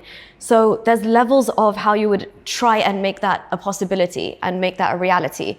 And obviously Islam and jihad is one of the most fundamental aspects of spreading Islam. And then you break it down onto a societal level. Is this personal jihad? Is it something you're doing in your personal life? Is it economic jihad? Is it jihad via migration? Is it jihad by birth rates? All of these factors come into play, and you see that with the dawah gangs here, and even some of the Islamic commentators. They're not, even if they're speaking, if you read between the lines, they're not accepting the law of the land here. They happily say, shame on the British police, shame on this, shame on that. They're not hiding the fact that Islam should dominate, their way of life should dominate and be. No, they're very open. Yeah, exactly. How aren't our politicians listening to them? Exactly. When we have House of War, House of God, just so people understand, that's not us that have chose those terms. That's Islamic. That's Islamic, yeah. So Islamic's teachings is you have the House of War, which is the non-Islamic house, and the House of God, which is the Islamic house. Yeah. And I go onto this point from the question of the grooming gangs. Yeah, I'd like to get your opinion on it. Because the verses in the Quran that state when at war, they can take non-Muslim women. I've had Muslim commentators I've debated with, and they said, no, that's only when at war. Yeah. Well, if you've got the House of War and House of God, yeah, and we're in the House of War, you are at war. And all a Muslim, and maybe they don't, but all a Muslim has to do to justify his actions in Rochdale, Rotherham, or one of those cities, all he has to do to justify it amongst the community and family is, we're at war. This is a non-Muslim country. We do what we want. What's your view on the grooming scandal? And when did you become knowledgeable? When did you know about it? Honestly, because when it was all happening, I was out of the country, and it's only recently, since leaving Islam and then realizing the police failures, because obviously I work in the domestic violence sector now, so violence against women and girls is, it really matters to me now in this country. And that was one I looked into, because the rampant police failings, the things that these girls were told by the police when they were actually reporting it. I read verbatim what the police's response were in terms of oh, that girl was a lost cause anyway, she's a druggie, or this girl had a low bar for men, or this girl liked hanging around Asian men anyway, she bought it on herself. Willing prostitute, words like that were used. I would say it's definitely one of the biggest police failings in our time to protect these women. And if you listen to the stories of the victim survivors of that, they actually say this is beyond just even rape gangs and stuff. This is grooming, but they operate like terrorist style networks to carry this out. And I've always felt, as a Muslim, even when I was a Muslim woman, I have always felt that the outlook from Muslim men towards non-Muslim women, it's shameful. It's already, and I think the Quran allows for this as well, because non-Muslim women, technically according to Islam, are fair game for you in these situations, because the Quranic verse about veiling actually says that O believing Muslims, tell your women to cover so that they are not molested or harassed. And who's not covered? The non-Muslim women, so they can be harassed and molested. And this is exactly what I say, even when, like I was talking about, swathes of immigration come in, legal immigration, the first people they prey on are these white women, so to speak, because they think, their culture allows for it. I'm sorry to say, but in their minds, they think, these are easier targets. And it's justified by their religion. I've searched for one case to try and find a Muslim woman wearing a hijab who's been grabbed in the street and raped or assaulted, and I can't find any in the UK. Whereas, so every time we read about a woman being, there was one this week again, a woman gets dragged off the street, she's raped, by a Muslim.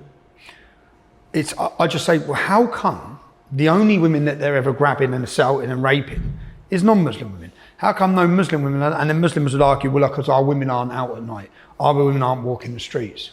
We'll just say it's more that with the outlook you've seen of their view of non-Muslim women, have you personally seen that growing up from Muslim men, a negative view of non-Muslim women?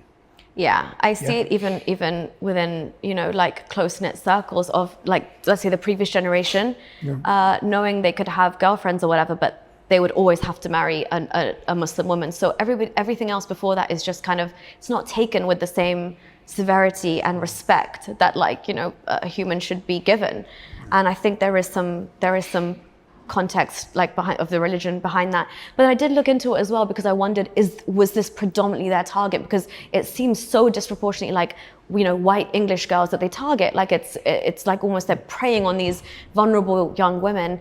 And then obviously I read there was a few examples of Asian women also being groomed and caught up in this. Or Sikh women. And Sikh women, exactly. Again, non-Muslim, you're right, 100%. But yeah, again, the justifications, very, very fewer Asian women, and again, they're non-Muslim, but the justification is still there because white women would be their target predominantly, and they don't shy away from that. So if we see those numbers being much, much higher, it's because there's even hadiths which talks about, like, capturing sex slaves that have blonde hair. So it's dark Islamically. And there's one verse in the Quran says that they're blameless. Yeah. For taking sexual slaves, blameless. It's a divine right in that state. The job you're doing now, so since leaving Islam at 25, is that when you left? No, at 25 I started looking into it. I left by about 26, 27. Okay. How's life changed? It's amazing mentally, like the emancipation. I would not change that for the world. I'm so glad. Like, I know people leave Islam in their 40s and 50s. I wish I'd left it sooner, but I'm like, okay, 26 is not too bad. I've still got a lot of life ahead of me where I'm not, you know, bound by this rigid ideology and all of the bigotry and the hate and everything that comes with it. But yeah, it impacts your life. It impacts it speaking out. It impacts your relationships. As I was saying to you before, like, even being in the UK, I've had to change my way of life a lot. I keep my name off certain things. Like, you're careful of the areas you go and spend time in. You're careful of the people you hang out with. You have to take a lot of precautions, which in this day and age, it's sad that you still have to. And it's sad that there's parts of London or the UK that are completely written off, because, you know, I was driving from the Lake District back to London one day, and I passed through Bradford, and my radio, I was listening to like Kiss FM or something, and the radio actually changed to Hajj FM by itself. And I was like, and all around me, I just saw Muslims, and I was really not dressed appropriately either. And I was like, shoot, one wrong turn here and I'm stuck. I could not wait to get out of there. But yeah, it's mad. How mad is it that as a woman, you're a British woman, and you have to take precautions, or you're fearful of precautions in Great Britain because you changed your mind? That's what it comes down to. You're a free thinker and you decided, I don't believe in this. I don't believe in this. Have you had any death threats? Yeah, when I started speaking out, I did. And initially, like, when you're kind of a newbie in this world, the threat seems really, really like, because you feel like you're taking on the likes of, you know, ISIS, jihadis, Taliban, extremists here. You sort of are. You are, indeed. You've picked a fight with them. Like, I was watching a stand-up of Ricky Gervais, and he's like, yeah, I can make fun of leprechauns. I'd never make fun of terrorists, though. I wouldn't go there. And I'm like, yeah, you know, even like, this is like picking a fight with the craziest of the crazies. So initially I got a few, and that was going to put me off. And I thought, should I even do this? Is it worth it? And I remember reaching out to Mariam Namazi, who is the founder of Council of Ex-Muslims Britain. And I just messaged her about my safety. And I said, look, I'm also in London. Do you think this is worth it? Do you think it's safe enough? And she honestly like wrote back a very kind of like heartfelt email saying, you know, take your time, think about it. But if you can, by all means, like, use your voice. And I was like, yeah, I refuse to be afraid. Like you're saying, it's ridiculous. I refuse to give in to that. Which is quite rare. What do you think it is about your character that makes you refuse to be afraid? Because there's a lot of people out there who have the views we have, or have the views I have anyway, about Islam, but they're afraid, and they're not Muslim. They're not even Muslim, so they're not as in danger as you sitting here talking about it. Why do you think you're not afraid, and what message would you have to people who are afraid? I think I'm very lucky because my also like haven't lost all my interpersonal relationships, so that Would it be helps. different if you had? Would it be different if your mum and dad were that strict that they would have outcast you and you'd have been fear for them? I think I'd go harder. I think that would have spurred me on to go harder. Yeah, I think I actually am very. I like to be anyway quite balanced in my approach, because I don't want whatever we got. I don't want to ruin a good thing and come too hard, and also I don't want to have myself killed tomorrow. So I pick and choose what I say when I say it. But I think it is just, honestly, Tommy, once you've realized what it is, how dark Islam is. That it can't be called a religion. It can't be just classified as some spiritual bunch of customs that you're doing between you and your God. It's literally like a political ideology. It's absolutely to the detriment of women. It ruins children's lives. It ruins everyone's lives that it comes into contact with, unless you succumb and bend to its will. And if you realize something is that big of a con and that dangerous, that generations of my family and people around me have spent their lives and died saying the Shahada as their final words before they died, that makes me sick. They've not lived life to the fullest. So I just think it's high time someone needs to speak, and just generational change needs to happen. And if one person in a Muslim family breaks the fold, like I told you, even my siblings, the knock-on effect, hopefully we can save a generation. If this is women leaving Islam, they are in charge of the next generation. If they're having children, they'll raise them free of this Islamic mindset. And I think that's reason enough for me to speak and take this risk. I think if it wasn't punishable by death, there wouldn't be in Islam. If it wasn't punishable by death to leave, it would never have still be here. It would be so minute, we'd probably not have to worry about it. It wouldn't be a problem. Yeah, we'd be like, all right, you do your thing there. But so many people that they've used the fear so well. Yeah. What would you say the current situation of the UK? You're awake now to Islam. You understand what Islam is.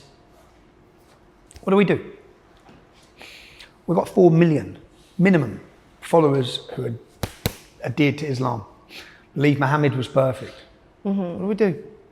Well, I think it's high time we do something, right? I think first thing is we acknowledge this problem. We stop beating around the bush about whether this, that this is an oppressed minority group that needs to be protected, or protected outside of the Equality Act, or given to words like Islamophobia. We need to understand that at some level, what's been happening over the last 20 years, the level it's infiltrated society, the chickens are now coming home to roost. So politicians have to grow more of a backbone. And we've got to tackle, the way that domestic violence is treated as a national emergency. Terrorism is treated as a national emergency, but radicalization should be treated. I mean, I was happy to hear my mom's a teacher, and she was saying in school now, even in primary schools, they're telling teachers to look out for the early signs of radicalization. Yeah, they're probably looking for bloody someone mentioning Tommy Robinson. Yeah, true. True, given the current. That's the problem. I'm in their programs. Yeah, they tried to do it at my daughter's school. Oh my God. Yeah, they rang up and said, look, we need to talk to you because in class this week there's going to be a class and you're sort of a subject of it. Oh my days. I said, what are you talking about? And I know what you're going to say. Yeah. I mean, it's not true. Oh my gosh. Okay, so do you draw a difference between, I'd love to know, Islamism? Okay, this is a bit of a grey area for some people, Yep. but for me, it's pretty simple. I don't draw a distinction. I think if you're a good Muslim, your Islam should be Islamism. You're an Islamist. You're an Islamist. Muhammad was an Islamist. Yeah, absolutely. I have this is my problem for me. I have a big problem with this because I think that what we've done is create a word that allows the cowards who aren't willing to talk about Islam then come down strong against Islamism. It's like, everything you're talking about is the core structure of Islam. Exactly. But you don't want to criticize Islam. You want to, it's okay now to be against Islamism. Yeah, political Islam. I don't get it. Why do we have to say political Islam? It's Islam. Islam is political. Yeah, absolutely. Okay. Because so many people are going down that, or have gone down that line of pushing. Because most Muslims are better than Islam. That's why they're chilling in their houses and they're not blowing up stuff. The Muslims who are actually practicing their religion, you'll end up like Muhammad, or you should anyway. That's what you should strive for as a Muslim man. Another underlying issue that I see coming, a big issue actually for us moving forward in this country, is as people get increasingly frustrated with the problems from Islam, they're blaming everyone. Migrants, anyone from an immigration background, like yourself. Yeah? There will be a lot of comments, there are now, ever increasing. It's quite frustrating actually, but ever increasing against all migrants. What message would you have to those people about yourself? You're a great British citizen. You've left Islam. You're speaking out. You're taking a risk. But to those people who say you're not British. To them, I would say, I think if your values align with, I guess, what this country stands for, that's being British in itself. Like, what is being British? We can argue that till the cows come home. But I think if you are not actively working to disrupt and break down this system from within, and you're willing to, be this beautiful, cohesive, well, we should be cohesive, but a cosmopolitan, multicultural society that we are. Obviously, the UK Britain's been responsible for a lot of world history. It's tied into so many countries, historically speaking. It's political in a political sense, in a historical sense, the Commonwealth. So we are a melting pot here in the UK. And I think there is anybody that's actively seeking to work against that, sure, you can question their Britishness, but anybody who is kind of working here for the betterment of society, to protect people, to safeguard our values, which I think are shared values, I don't think we should isolate them or ostracize them because of, I don't know, whether it's racist elements or an immigrant background or what have you. And we shouldn't conflate like all illegal immigrants with, a genuine good immigrant experience. Somebody who's assimilated and somebody who has, just has, fit in well to this country and is giving back to this country. I think there's a lot of people who fit into that category and they would proudly call themselves British. I agree. I totally agree. Can I ask you, how do we? Islam gives a solution to the LGBTQ plus mafia. Yeah? The degeneracy which we're currently seeing in society. I'm not talking about man and man falling in love or woman and woman falling in love, yeah, that's to do with man and woman and woman. I'm talking about the sexualization of children, which has now become accustomed to the rainbow flag. To me, it's been taken, hijacked, and stolen. And it's a sexualization of children. Islam answers a lot of the problems around that. A lot of people are pushing to Islam because it's very strong in its values. There's lots of people converting to Islam. A Tate, there's people who are going to Islam as they see it as a strong answer to solve the degeneracy and the problems that we as a country face as well. What would you say to that? I say that's a car crash waiting to happen. Absolutely. Islam does not. It provides a framework, sure, of that kind of intense, as you said, strong kind of framework, which people like Andrew Tate and still a bunch of other people gravitate towards because they think other ideologies or systems are weaker. For example, they say Christianity is too weak, at least Islam stands up for itself. Yep. But it's in no way a solution to, and this is the thing, when people really, go towards Islam, they use that, rightly as you said, they think that, but their argument is look at how degenerate the West is, look at divorce rates. This is a dangerous argument that's going on at the minute because it's attracting a lot of people to Islam. Absolutely dangerous argument because you don't know you're getting into bed with another beast, and a beast that's far, far, far uglier and will take away fundamental rights of yours that, you once held sacrosanct. They're absolutely gone under Islam. So yeah, it might seem like a solution because it's more aggressive and it's the way it lays itself out, but it absolutely is not a solution. It would be chaos. Mind if I ask your views on the Israel-Palestine conflict? Yeah. Do you have a strong opinion on it? I have an opinion, obviously. I would, just like anybody else, obviously hoping for a lasting, peaceful solution. But again, leaving Islam, in my journey of unlearning that, there was a time when I blindly was in Saudi Arabia and I blindly was chanting Free Palestine and had the Free Palestine scarf, and I was part of that entire movement. And to be honest, I didn't really know why. That's what the Muslims were doing, and that's what Saudi Arabia's position was, and that's what my parents' position was. Therefore, that was my position. So having actually looked into the historical context of things a bit more, and undoing all the anti-Semitism that I naturally just had in me from being a Muslim, the Jews were to blame for a lot of things. I bought into so many conspiracies.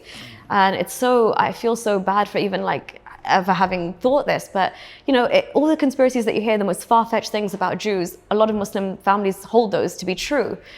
They control the media, they control the banks, they're responsible for everything that's gone wrong.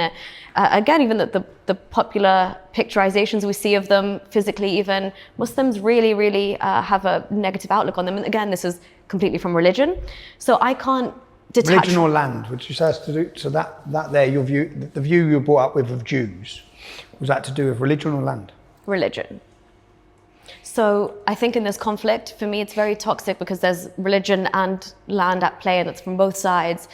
So yeah, but again, for me, having top like UK imams as well, not outrightly condemn October 7th, just reinforced it like, wow, the anti-Semitism is so strong that you can't call sheer blatant terrorism and sexual violence against women what it is, and they're finding ways to justify it. Yeah, justify it. Sugarcoat it. Absolutely. So yeah, I definitely do now take a more holistic approach, and I think Israel definitely has a right to defend itself.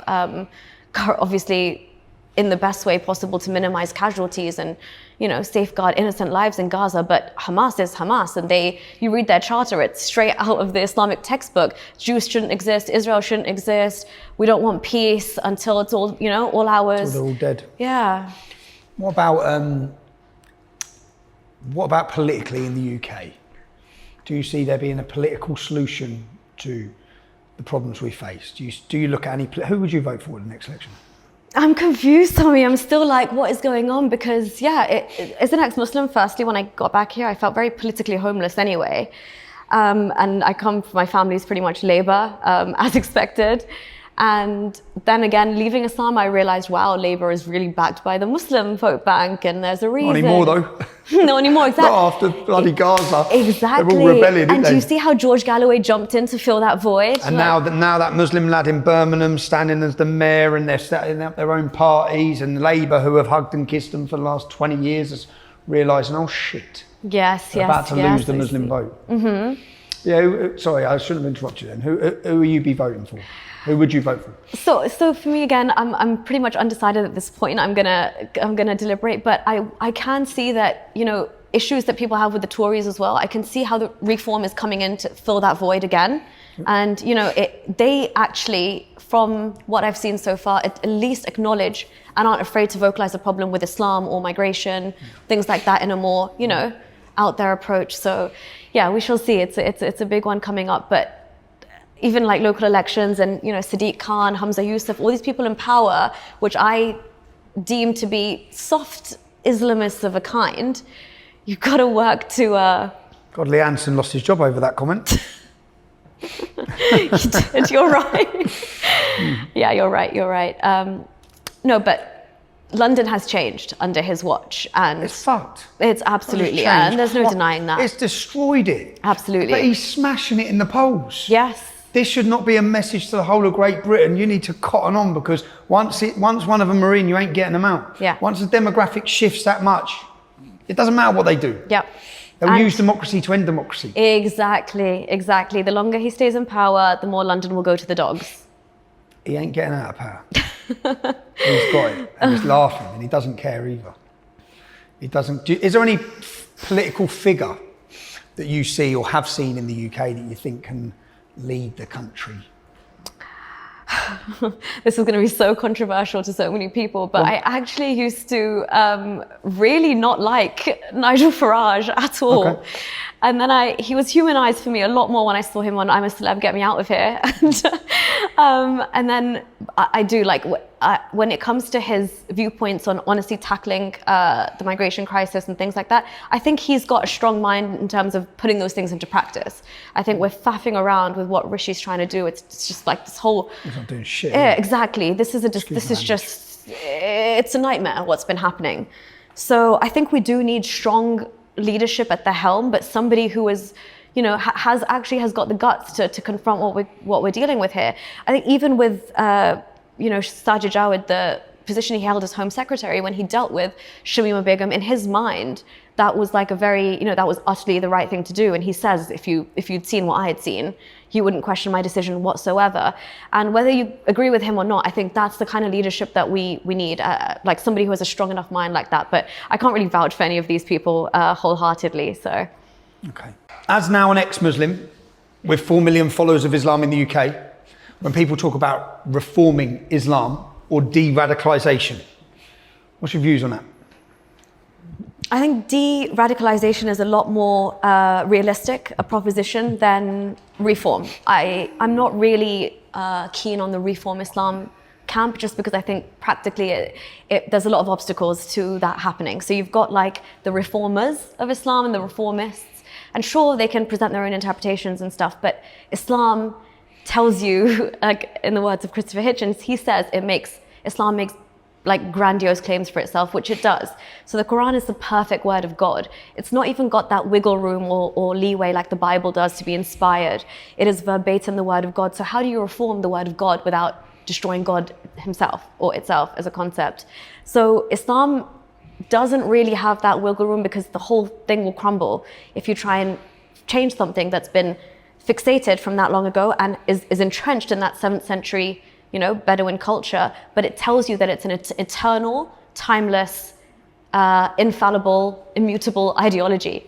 So there's no scope for reform there. There's scope for Muslims reforming in terms of their behaviors and their attitudes and their mindset, which would also make them acknowledge that means we've got to, at least say that doesn't fit in this day and age, or, that's not applicable anymore. But I think de-radicalization is a process that we need to undertake in this country as like a national crisis. So I think we should rename it, because when we talk about de-radicalization, what we're really talking about is helping people leave Islam, understand Islam. Because when if you don't want them to practice the core teachings of Islam and you're trying to de-radicalize them, what you're de-radicalizing them from is the core teachings of Islam. Mm-hmm. Yeah.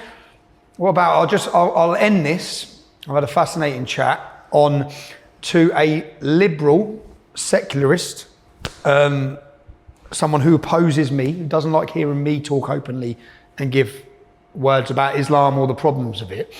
What could you say to them? Because they're not convinced. The problem I have is I try and talk about these issues, and because of my history, because I've had run an organisation, because I walk a certain way and talk a certain way, people don't want to accept what I'm saying. What would you say to them about the dangers from not understanding and not actually addressing the Islamic issue? Well, I want to start by apologizing to you, Tommy, as well, because I believed the headlines about you for the longest time, and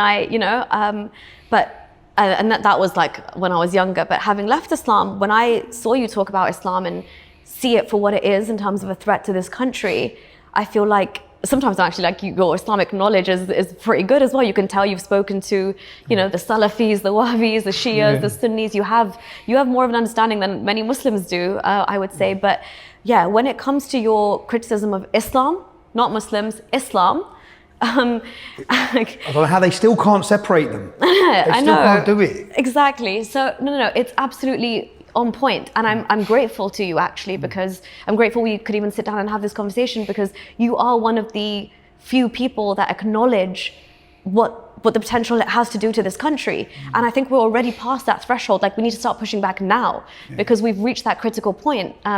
So no, voices, and again, it's sad if this is like a class thing or whatever it is, or trying to malign you for various reasons, but it doesn't mean that what you're saying on Islam is it's not applicable. It is absolutely applicable. I've heard your critiques.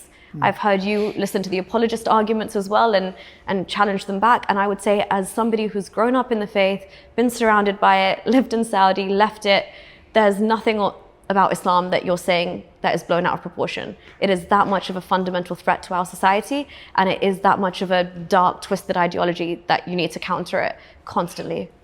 Strong finish, girl. Strong finish.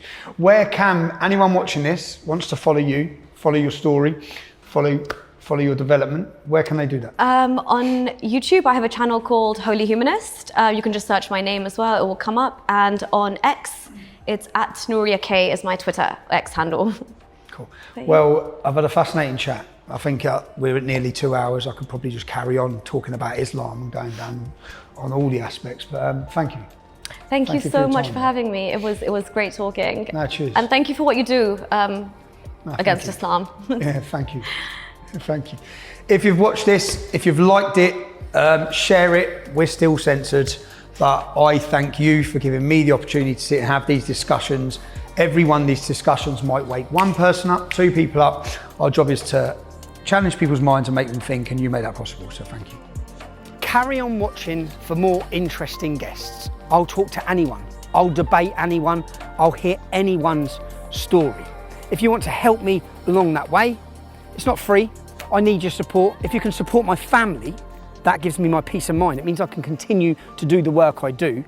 I appreciate every bit of support, as do my children. It gives me the ability to fly them out here to see me so I can stay in constant contact with them. I'm deplatformed and I'm censored, so I need you. I need you to share this content and make sure you stay tuned for upcoming weekly guests, interesting guests, exciting guests.